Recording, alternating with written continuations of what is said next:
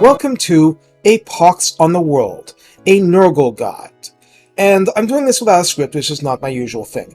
I'm actually stopping this campaign because I wanted to try different things, but I've only been trying a few Nurgle campaigns. I really wanted to understand the economy of it. And as you can see at this point, my economy is doing fairly well.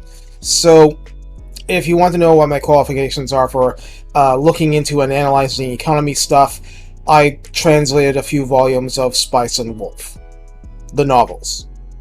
That's actually not a joke whatsoever, I really have. Translator Jeremiah Bork. Anyway, so I'll walk you through a bit of what's going on here, and the approach that I took was to try and get everything to tier 3 and therefore defensible, because Nurgle doesn't build walls, but you get walls for most big settlements like Dread Rock here. And for other ones, you would have unwalled settlement battles, but only if your your main building is up to tier 3 here. So with that, we have a special port here, the Sea Dragon's Teeth, and at tier 3 that's 800 income, 60 growth. That's quite a bit. And that factors into, I mean, we have growth building here or there, but we have, 330 growth here to the point where we're just about to be able to get this to tier 5, which is a lot of money, well, equivalent of money. But you see, we have level of control, we have the Nurgle corruption, we have events. Granted, but the event's only 20. We have one plague going on. One. And the thing is that, well, okay, back to this for a second. The faction effect, we have the buildings, which are, you know, that's just luck of the draw, that the buildings are at the point where they're dishing out lots and lots of growth, because they have their cycles. And you have these ports that are just giving out some money. These ports are not giving out actual growth. We don't get growth from the Nurgle thicket here. Or from here either. But, look here. Come on, cursor, cooperate. Yes, POX and green POX. From this on one settlement, which has not spread to other ones, and I'm at the point in the game where I've got a fair bit of tech tree stuff. I mean, we've got a lot of plague that's going around.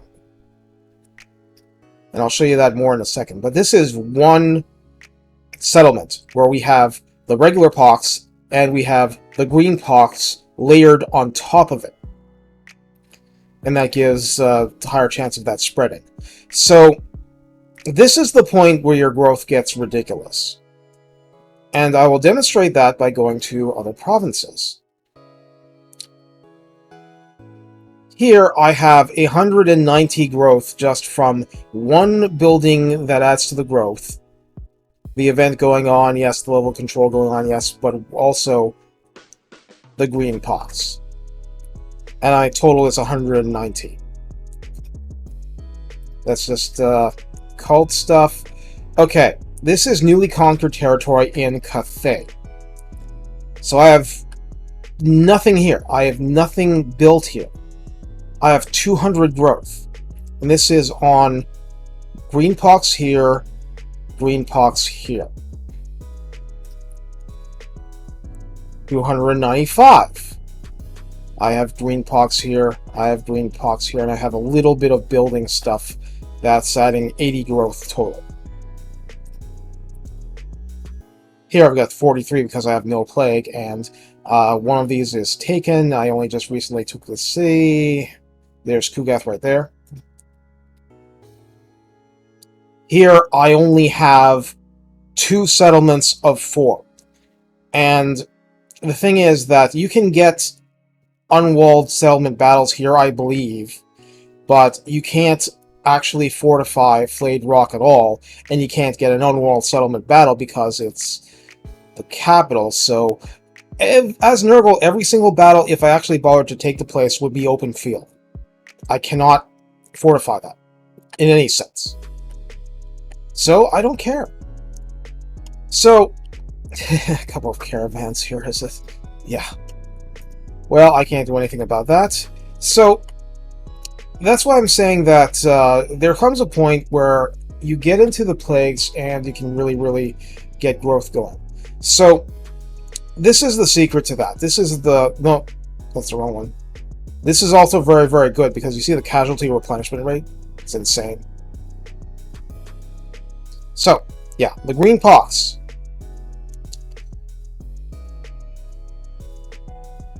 So you have the benefits of the POX itself, and you have the benefits of the green POX on top of that. So instead of having plus 25 on one settlement, you have plus 75 on one settlement. And if you did that to everything in a province, let's take this for example. Dreadrock.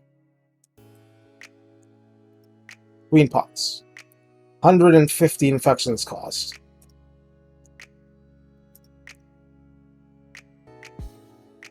Growth, 405. Because I'm just burning this stuff down for demonstration. Oh yeah, I can't actually do that again this turn. But yeah, just imagine I could. Then I'd add another 75 here, and I'd add another 75 here. And I could get my growth to something like 555. Nobody needs that, but I'm just saying that, yeah, it gets silly. So this is just to demonstrate that you can do a lot with these plays. And the thing about these plays, not to go through every single one, but I see guys like playing these down, and my goodness, no. But there are key ones that are, you don't get them until you research them in the tech tree. And this one, chance of plague spreading plus 20%. That's a big deal. Plague duration plus 3 turns. That's a really big deal because by default, if I was, for example, to send a plague to this caravan, just as an example, I haven't messed with that. But the point is that sending a plague to this caravan, and it would only last for 2 turns by default. 2 turns isn't much if it's something that's adding to their attrition. And as an example of adding to attrition, you'd have this one, and all units suffer attrition, but then you get a symptom that adds 50% to the casualties suffered from all attrition. Doesn't have to be from this, it can be under siege or other things. So if you had under siege an army that you're attacking, and the thing is that you have to infect the actual army to get all of this to work, but yeah, you'd have this, and you'd have this. And if you infect the actual army concerned, then you'd not just get the benefit of plus 35% when under siege armies in the region, you'd also get another plus 35% to that army, and then plus 50% to the total. So I mean, it gets ridiculous, but in a good way for you, even on higher difficulties. So the point of this is that there's a lot you can do, but even if it's just growing your own stuff, once you get to the point of having green POX, it just gets absolutely insane. You can also do things like having the fever, which you unlock pretty early on, and you can get a total of 150 favor each time that a plague is spread. Now, how do you spread a plague? Well, you can wait for it to spread on its own, or you can do things like infecting Ku'gath here, because you get... now, I can't do that because I've already used this, but the point being, I can actually... Okay, so you can do a self-infection per turn, and then 1 plague cultist per turn. So yeah, if I wanted to be really evil...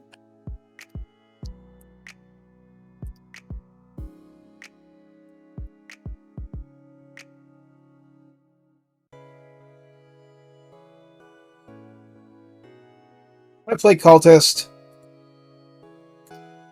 I play cultist. I have no idea where this thing is going, and yeah, that's only going to be for 2 turns by default, but it's going to take a lot of damage from that, and it's going to just want to spread that all over the place. So the thing is that if the plague spread to... I'm bad with Chinese names for now, but if it spread here, then that would be one thing. But if it's spread to Xinwu here for whatever reason, not likely because of distance, but I'm just saying it would replace the green pox plague if this actually got infected like that. So there is a point where you're working at cost purposes, but if you send something here and it spreads like all throughout these areas, then you don't have to worry about that. So it just matters about you spread stuff where it's going to do benefit to you, but it's going to stay out of the way of your beneficial stuff on yourself. So if, for example, I sent something here that spread here and somewhere else here, and this was the one that adds 150 favor, that's a way that you could make some money early on. It's not a huge amount, but I mean, until you're getting numbers like this, I mean, my building income is what has that really heavily up top here. So you can add to your money just by passively generating it through just spreading plagues. But also, if you have a plague spread on Ku'gath here, like you would take this plague here, the crumbling ague, and he just came in here and he could potentially pass that on to the Shrine of the Alchemist. If there was an army here, they might pass it on to that army just by being in the province. And that's where increases to the chance of spreading plagues matters, and so on and so forth. Now, for things like the skill tree, I just want to run you through a few things here. Because I'm not saying I'm happy with what I did, but I was trying to not just rush. No, I can actually get it now. Yeah, I was trying not to rush this, but I went for a virulent contagion instead, and that has a place because I mean it's a great stuff. You can, yeah, it gives you 2 uses, but melee defense minus 40 for something that's not even a spell. It'll affect a maximum of 5 units, but yeah, that's a way to increase the ability of your plague bearers and stuff to actually kill stuff. Now this is with heavy upgrades from the skill tree, and I will say about plague bearers and about these Nurglings, and even just the Nurglings with the fact that I have this here, abundance here. The passive regeneration for the Nurglings is a really big deal, and this also reduces the cost even more than he normally does, but just the regeneration and stuff. You get to a point where your front line basically doesn't die. I mean, they will take casualties, especially in auto-resolve, but like Marauders of Nurgle more so because they don't have the cloud of flies around them, but still, they just don't want to die. My problem was I didn't have enough stuff that I could use to actually kill the enemy efficiently, and it was just annoying me. Because here I went through the 65 turns with very few heroes recruited because I was just trying to do things differently from just hero spam. But the point is that you need more stuff that is oriented towards killing things. I also have, if you see from the stats here, that's because that I have a brutal business active globally. So normally this would be a lot lower. But the point is that Plague Toads and Pox Riders, which are basically Plague Toads with Plague Bearers mounted on top of them, they have basically split base and armor piercing damage. And the way that it works in the tech tree, the way it works in the red line skills, is that stuff like that, I mean, your infantry here, it's all defense. Beasts of Nurgle and stuff like that, Nurglings, they have some physical resistance, so they're even tankier. They have speed, but then you get like here, and it's just, there is some more melee attack, there is some more speed, a lot of missile resistance helping, but basically, this is where you get your cavalry, so they get more charge bonus, and they get melee defense. So they're tanky cavalry. If you want your pure offense, it's actually the Air Force. And you get melee attack here, weapon strength, and you get for their rank 7 ones, more melee attack, more weapon strength, plus missile resistance, which obviously is helpful for flying units. You do get the Soul Grinders, and I did try that a bit, but they're okay. They're good. This is actually the unclean ones. They're hard to get, so yeah, there was a soul grinder. Yeah, the point is that they're actually getting defense increases, And they do get some extra offensive increase here, but a lot of resistance. Lots of resistance. So the point is that even your Chosen, even your Chaos Warriors, they're basically there to not die as units. Like, they'll take some entity casualties, but it's very, very difficult to actually wipe them out.